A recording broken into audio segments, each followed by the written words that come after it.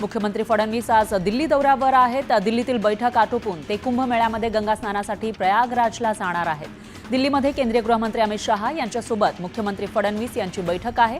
ती बैठक संपली की ते प्रयागराजला रवाना होणार आहेत। गृह विभागाशी संबंधित काही शासकीय विषयांसाठीची ही भेट असल्याची माहिती आहे। उपमुख्यमंत्री एकनाथ शिंदे आज नाशिकचा दौरा करणार आहेत। आभार दौऱ्याच्या निमित्तानं त्यांची नाशिकमध्ये जाहीर सभा होणार आहे। तसंच काळाराम मंदिरामध्ये जाऊन ते दर्शनही घेतील।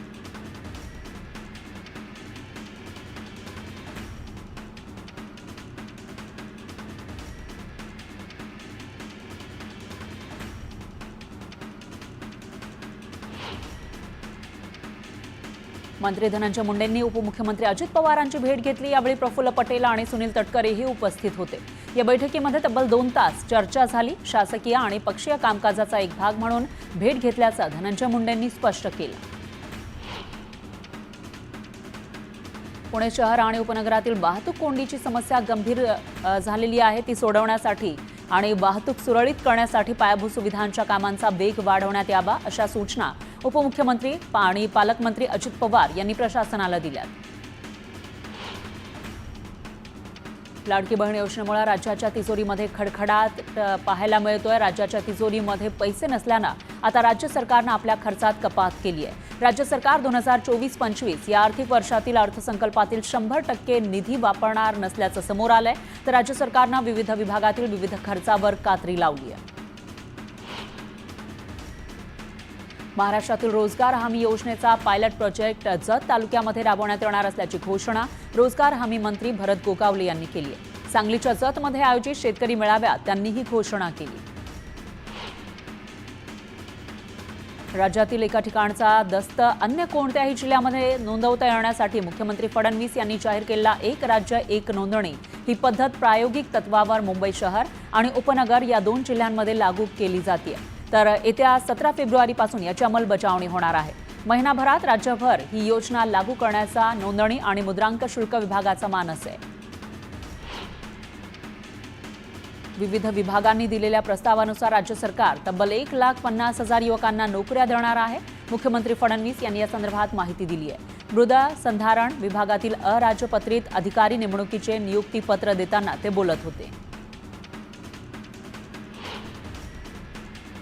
धारावीतील रहिवाशांना चांगलं घर मिळणार आहे। त्यांना पुनर्वसनासाठी मोठी योजना आकाराला येते। तर धारावी पुनर्विकास प्रकल्पाअंतर्गत बुधवारी धारावीतील तब्बल 50,000 पेक्षा जास्त घरांचं प्रत्यक्ष घरी जाऊन सर्वेक्षण पूर्ण करण्याचा महत्त्वाचा टप्पा पूर्ण झालाय।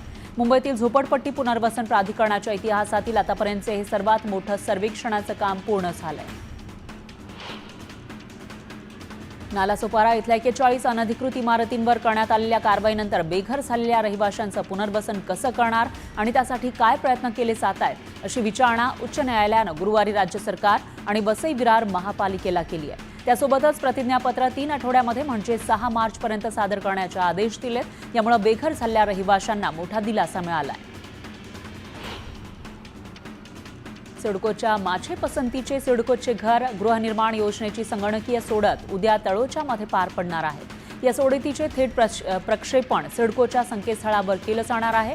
सिडकोतर्फे 12 ऑक्टोबर 2024 रोजी माझे पसंतीचे सिडकोचे घर गृहनिर्माण योजनेचा प्रारंभ करण्यात आला होता। अंबरनाथला म्हाडाच्या वतीनं 2 गृहप्रकल्प उभारण्यात येणार आहे। सर्वेक्षणामध्ये सहभागी होण्यासाठी संकेतस्थळ जाहीर केल्यामुळे म्हाडानं नागरिकांना 28 फेब्रुवारीपर्यंत सर्वेक्षणात सहभागी होण्याचं आवाहन केलंय। 1 रुपयात पीक विमा योजनेची अर्थसंकल्पीय अधिवेशनामध्ये फेररचना केली जाणार आहे। 1 रुपयात पीक विमा योजना बंद करून किमान 100 रुपये शेतकऱ्यांनी भरावे किंवा फक्त अल्पभूधारक शेतकऱ्यांसाठी 1 रुपयात पीक विमा योजना सुरू ठेवण्याचा निर्णय होण्याची शक्यता आहे। एसटी महामंडळाच्या उत्पन्नामध्ये तिकीट दरवाढीनंतर 13% वाढ झालेली आहे। भाडेवाढीपूर्वीच्या आणि नंतरच्या 10 दिवसांची सरासरी केली तर एसटीचं उत्पन्न हे 13% म्हणजे 51,71,00,000 रुपयांनी वाढलंय। मुंबईमध्ये लाटांपासून पहिल्यांदाच वीज निर्मिती केली जाणार आहे। मुंबईमध्ये 100 किलोवॅटचा पायलट प्रकल्प होणार आहे। भारत पेट्रोलियम कंपनी लिमिटेडनं यासाठी पुढाकार घेतलाय। इस्रायलच्या कंपनीसोबत आज सामंजस्य कराराची शक्यता आहे। करमाळ्यामध्ये रस्त्यांची दुरावस्था झालेली आहे. मोकाट जनावरांचा त्रास, त्याचबरोबर धुळीची समस्या, शहरातील अस्वच्छता या समस्या मार्गी लावाव्यात यासाठी भाजप पदाधिकारी आक्रमक झाले. त्यांनी करमाळा नगरपालिकेमध्ये ठिय्या मांडून या समस्या सोडवण्याची मागणी केली. तर शहरातील सर्व समस्या लवकरात लवकर न सोडवल्यास तीव्र आंदोलनाचा इशाराही दिला. सोलापुरात रमाई आवास योजनेअंतर्गत आलेल्या अर्जाची त्वरित छाननी करून त्वरित निकाली काढा अशा सूचना आमदार विजयकुमार देशमुख यांनी पालिकेच्या अधिकाऱ्यांना दिल्या. रमाई आवास योजनेचा लाभ मिळवा म्हणून लाभार्थ्याने पालिका प्रशासनाकडे रीतसर अर्ज केलेले आहे, तरी देखील कागदपत्राची पूर्तता केली नाही असं कारण पुढे करत 2800 प्रकरणं प्रलंबित ठेवण्यात आली आहेत. सोलापूर जिल्हा हा वस्त्रोद्योगांमध्ये संपूर्ण देशभरात प्रसिद्ध आहे. वस्त्रोद्योग सावरण्यासाठी सोलापुरात टेक्स्टाईल पार्क निर्माण करण्यासाठी जिल्हा प्रशासनानं शासनाला प्रस्ताव पाठवण्याच्या सूचना जिल्ह्याचे पालक सचिव संजय सेठी यांनी दिल्या. अहिल्यानगरमधील शेवगाव शहरातील अतिक्रमणधारकांना गेल्या काही दिवसांपूर्वी बांधकाम विभागाकडून अतिक्रमण काढून घेण्याच्या नोटिसा देण्यात आल्या होत्या. मुदत संपल्यावर शेवगाव नगर परिषदेनं पोलीस बंदोबस्तात नेवासा रोड ते पैठण रोडवरील अतिक्रमण काढण्यास सुरुवात केली. पुणे पालिका शहरातील सर्व पुलांचं सुरक्षा ऑडिट करणार आहे. पावसाळ्यापूर्वी शहरातील सर्व पुलांची पाहणी केली जाणार आहे. तर 672 पुलांची तपासणी प्रकल्प विभागातर्फे केली जाईल. ऑडिट करण्यासाठी पालिका सल्लागार कंपनी नेमणार आहे. नागपूरमध्ये प्रगतिशील शेतकऱ्यांशी कृषी मंत्री माणिकराव कोकाटे यांनी संवाद साधला. यावेळी कृषी विद्यापीठ, कृषी विभाग आणि शेतकऱ्यांमध्ये समन्वयाची गरज असल्याचं मत माणिकराव कोकाटे यांनी व्यक्त केलं.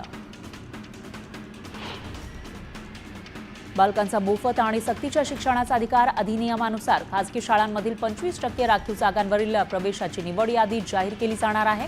ऑनलाईन सोडतीमध्ये निवड झालेल्या बालकाचे प्रवेशाची प्रक्रिया शुक्रवारपासून ते 28 फेब्रुवारीपर्यंत सुरू राहील. ठाण्यामध्ये मुख्य जलवाहिनीवरील गळती थांबवण्यासाठी तातडीनं दुरुस्तीचं काम हाती घेण्यात येणार आहे. या कामामुळे 8 तासांसाठी दिवा शहराचा पाणी पुरवठा बंद असेल. या बंदनंतर पुढील 1 ते 2 दिवस कमी दाबानं पाणी पुरवठा होईल. त्यामुळे इथल्या नागरिकांनी पाणी जपून वापरावं असं आवाहन करण्यात आलंय. तर या काळामध्ये पाणी टंचाईच्या समस्येला सामोरं जावं लागण्याची शक्यता आहे.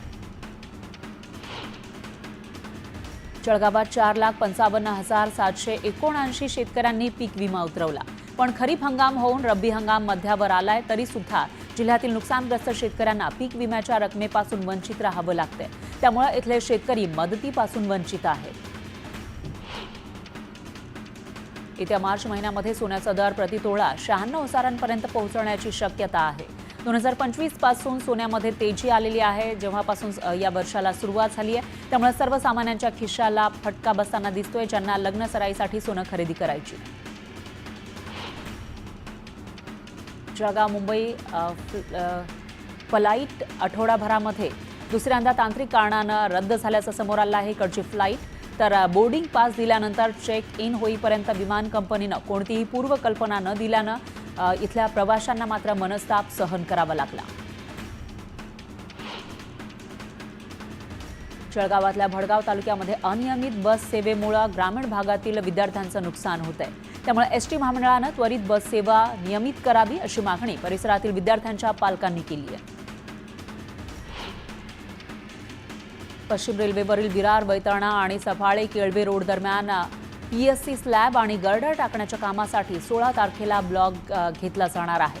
विरार वैतरणा दरम्यान रात्री 1:40 ते सकाळी 7:10 आणि सफाळे केळवे रोड दरम्यान हा ब्लॉक घेतला जाणार आहे.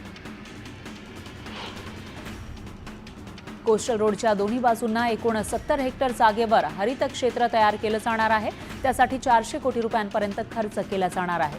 तर महापालिकेने इच्छुक भागीदारी संस्था आणि खासगी कंपन्यांकडून प्रस्ताव मागवले.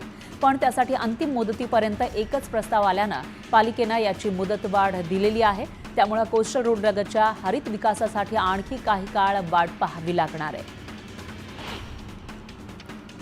MSRDCनं मुंबईतील उड्डाणपूल देखभालीसाठी मुंबई महापालिकेकडे सोपवून 1.5 वर्षापासून जास्त कालावधी उलटलेला आहे. तरी त्यावरील जाहिरातींच्या उत्पन्नावरील हिस्सा पालिकेला देण्यास मात्र अजूनही महामंडळ तयार नाहीये. तर यासाठी पालिका प्रशासनाकडून सुरू असलेल्या पाठपुराव्याला अद्याप यश न आल्यानं नाराजी व्यक्त होतीये. पुणे आणि पिंपरी चिंचवड शहरातील सार्वजनिक वाहतूक व्यवस्था सुधारण्यासाठी 1000 बस पुणे महानगर परिवहन मंडळाच्या ताफ्यामध्ये येणार आहेत. पुणे महानगर प्रदेश विकास प्राधिकरणाकडून 500 बस घेण्याचा निर्णय बुधवारी घेण्यात आला आहे. पुणे महानगर क्षेत्र विकास प्राधिकरणातर्फे कात्रज ते येरवडा असा बोगदा तयार केला जाणार आहे. या कामासाठी प्रति किलोमीटर 400 कोटी रुपयांचा खर्च येणार आहे. तर दक्षिण ते उत्तर या भागाला जोडण्यासाठी वाहतुकीचे पर्यायी मार्ग उपलब्ध व्हावेत यासाठी हा बोगदा तयार केला जाणार आहे. धाराशिवमधील टायगर मोहीम कधी यशस्वी होईल असा प्रश्न विचारला जातोय. यवतमाळहून आलेला वाघ धाराशिवच्या अभयारण्यामध्ये आहे. त्याला पकडण्यासाठी वन विभाग नवनवीन उपाय शोधतंय. त्यासाठी लाखोंची उधळपट्टीही करण्यात आली आहे. पण अद्यापही हा वाघ वन विभागाच्या हाती लागला नाही. मालवणमधील राजकोट किल्ल्यावर छत्रपती शिवरायांचा पुतळा उभारण्याचं काम युद्ध पातळीवर सुरू आहे. या पुतळ्याच्या चबुतऱ्याचं काम 90% पूर्ण झालंय. अशात नोएडामधून या कामासाठी काही साहित्य मागवण्यात आलंय. देहू रोडच्या गांधीनगर परिसरामध्ये जुन्या भांडणाचा वाद समोर आलाय. या वादातून गोळीबार झाल्याची घटना घडलेली आहे. तर एक जण गंभीर जखमी झाला. जळगाव जिल्हा पोलीस प्रशासनानं राष्ट्रीय महामार्गावर दुचाकी वाहन चालकांसाठी हेल्मेट सक्ती केली आहे. त्यामुळे कवयित्री बहिणाबाई चौधरी उत्तर महाराष्ट्र विद्यापीठानं विद्यापीठातील सर्व कर्मचारी, शिक्षक, विद्यार्थी यांना हेल्मेट वापरण्यासाठी कार्यालयीन सूचना जारी केल्यात. तर चारचाकी चालकांना सीट बेल्ट सक्तीचा करण्यात आलाय. सांगलीमध्ये ई सिगारेट विक्री करणाऱ्या दुकानदारावर कारवाई करण्यात आली आहे. या कारवाईत 8 सिगारेट जप्त करण्यात आल्या. पोलिसांनी रात्री दुकानामध्ये छापा टाकून तपासणी केली. इंडिया गॉट लेटेंट वादाप्रकरणी युट्यूबर रणबीर अहलुवालियाला खार पोलिसांनी आज चौकशीला उपस्थित राहण्यास सांगितलेलं आहे. तर समय रैनाला महाराष्ट्र सायबर विभागानं दुसरं समन्स बजावलंय. 18 फेब्रुवारीला चौकशीला उपस्थित राहण्यास त्याला सांगितलेलं आहे.